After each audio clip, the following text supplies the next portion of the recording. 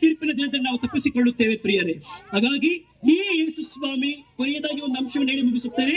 ಈ ಯೇಸು ಸ್ವಾಮಿ ಬೇಗ ಬರಲಿದ್ದಾರೆ. ಈ ಯೇಸು ಸ್ವಾಮಿ ಬೇಗ ಬರಲಿದ್ದಾರೆ.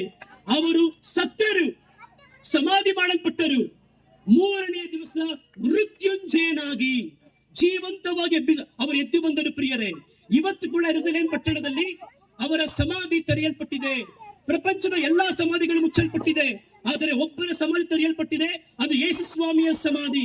ಏಕೆಂದರೆ ಅವರು ಸತ್ತು ಬದುಕಿ ಎದ್ದು ಬಂದನು. ಇವತ್ತು ಸದಾ ಜೀವಿಸುವ ದೇವರಾಗಿದ್ದಾರೆ. ಬೇಗ ಬರಲಿದ್ದಾರೆ. ಈ ಲೋಕದ ಜಂಜಾಟದಿಂದ, ಕಷ್ಟದಿಂದ, ದುಃಖದಿಂದ, ಕಣ್ಣೀರಿನಿಂದ, ಶಾಪದಿಂದ, ದರಿದ್ರತನದಿಂದ ನಮ್ಮನ್ನ ಬಿಡಿಸಿ ನಿತ್ಯ ನಿತ್ಯವೂ ಸಂತೋಷ, ಸಮಾಧಾನ, ರಕ್ಷಣೆ, ನಿತ್ಯ ರಾಜ್ಯದಲ್ಲಿ ಆತನೊಂದಿಗೆ ಸದಾ ನಮ್ಮನ್ನು ಇಟ್ಟುಕೊಳ್ಳುವ ಹಾಗೆ ಬೇಗ ಬರಲಿದ್ದಾರೆ. ಆತನನ್ನ ನಂಬುವವರು ಒಬ್ಬರಾದರೂ ನಾಶವಾಗುವುದಿಲ್ಲ.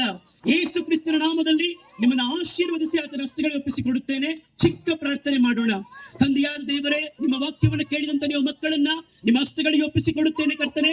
ಬಿತ್ತಲ್ಪಟ್ಟಿರುವಂತಹ ವಾಕ್ಯವು ಚಿಗುರಿ ಅದು ಬೆಳೆದು ಹೇರಳವಾದ ಫಲ ಕೊಡಲಿ.